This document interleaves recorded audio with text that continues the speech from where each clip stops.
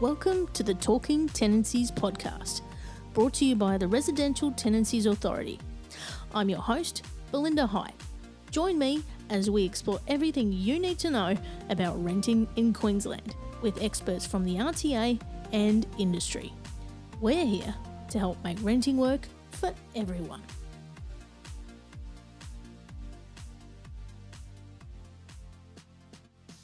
When a rental property is for sale while it is occupied by a tenant, there are several scenarios that can take place. So it's important to be informed on the rights and responsibilities as a tenant and a property owner-manager. Today's expert from the RTA is Matt Sturgess from Customer Experience. Welcome, Matt. Thank you for having me. You're most welcome. Now, can you tell us about your role at the RTA and what you're responsible for? Absolutely. So I'm one of the customer experience managers here at the RTA, and I'm currently looking after our contact centre and dispute resolution teams. Excellent, and I know you're super busy, so as always, and you're backed by popular demand as well. Now, today we're talking about when a rental property is for sale. The first thing I got to ask you is, what are the options for tenants when a rental property is actually up for sale? I suppose there's a few different options available for tenants depending on, a few different factors. So what time we're at in the tenancy, what they're looking to do, what outcome that they're looking for can impact, the information that's relevant. So to try and, break that down, just going to explore a few different scenarios with you. Yeah. So, okay, let's look at the first one. If the tenant has just signed the agreement in the past 2 months, what happens there? So if they've just signed it in within the last 2 months and they are notified that the premises is for sale by the property manager, or if they enter to show a prospective buyer through, the tenant can look to end their agreement within the first 2 months and 2 weeks. So they get an additional 2 weeks at the end. Yep. That way, if the notice is given to them a day before that 2 months ends, they do have a bit of time to decide what they want to do. Mm-hmm. And they can give that notice to leave or notice of intention to leave with just 2 weeks' notice. Okay.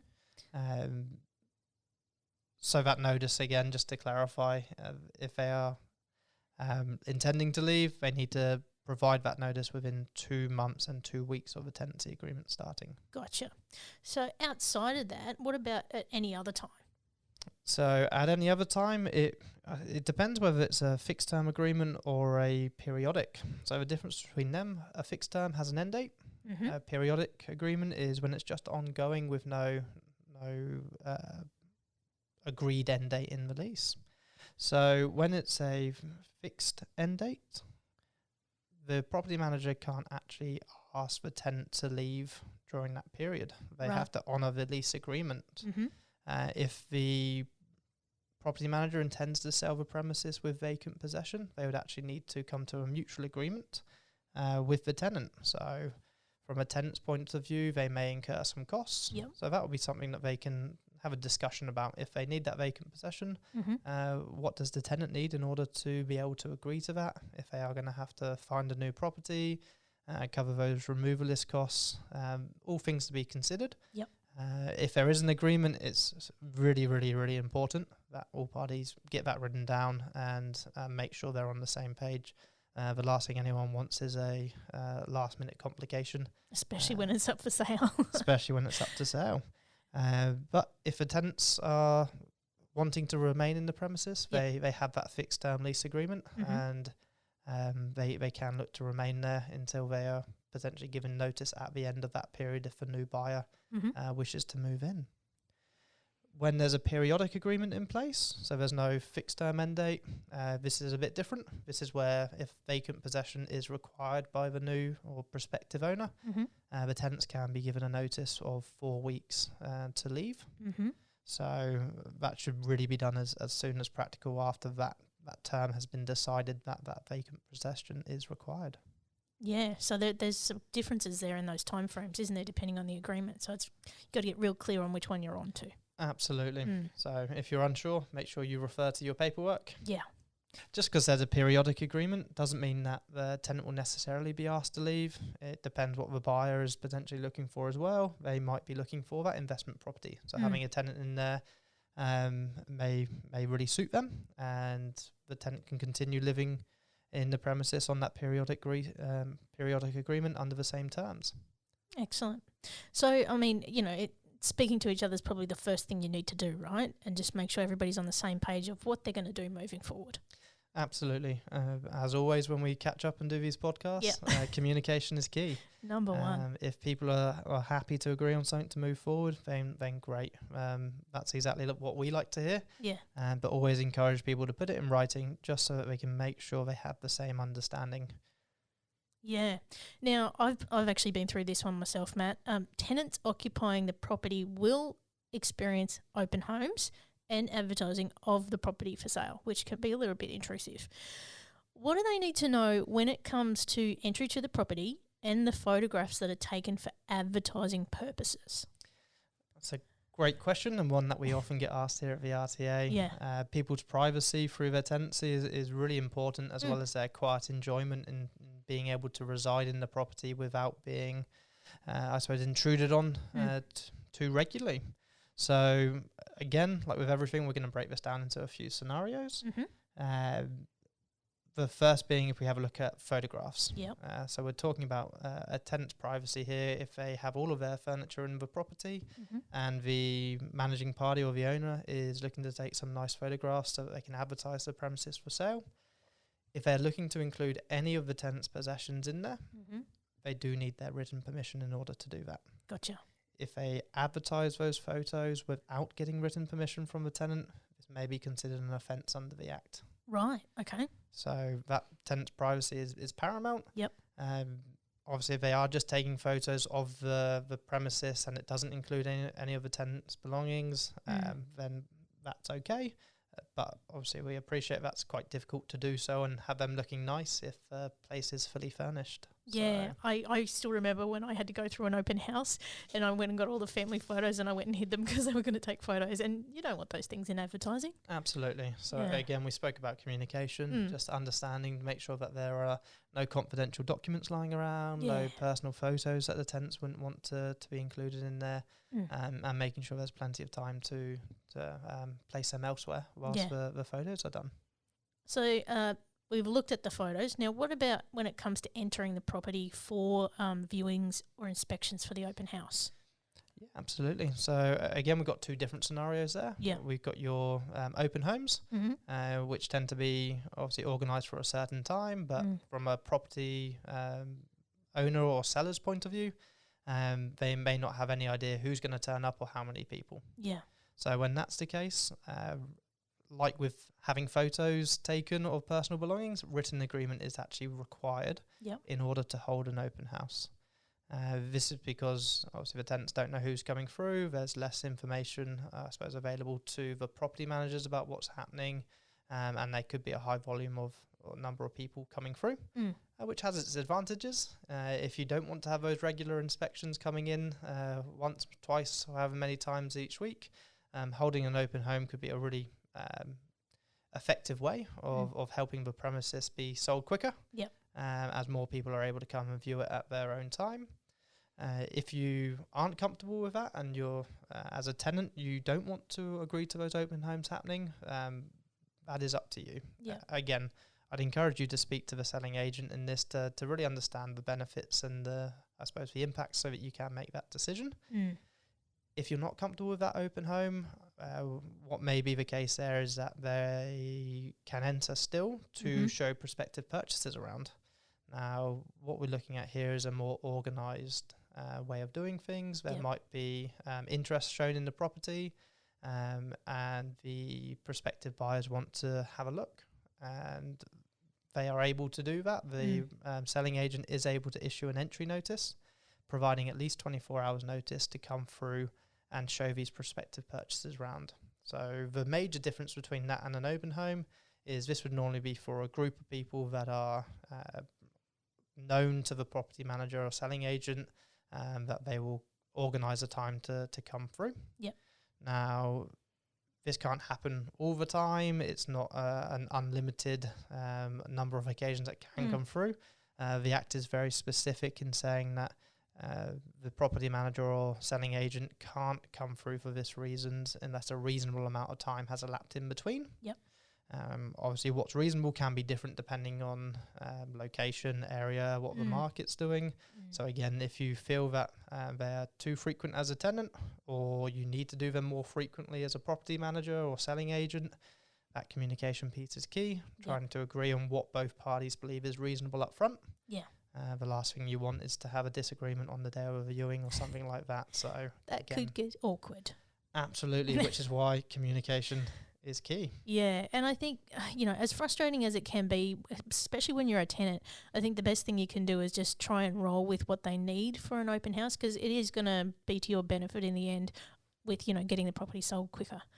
Absolutely, which is, as we kind of discussed, if there can be that agreement up front, if the property manager or selling agent and tenant are able to have that conversation, agree on what they feel would be the best approach to minimise the intrusion from a tenant's point of view, and obviously respecting their quiet enjoyment so that they can still reside in the property through the process. That's it. It's a two-way street, isn't it? Absolutely. So, what happens after the rental property sale is finalised? So after the sale has been finalised, it's important to note that the tenancy agreement does not automatically end. We spoke a little bit earlier around timeframes that are involved that need to be given.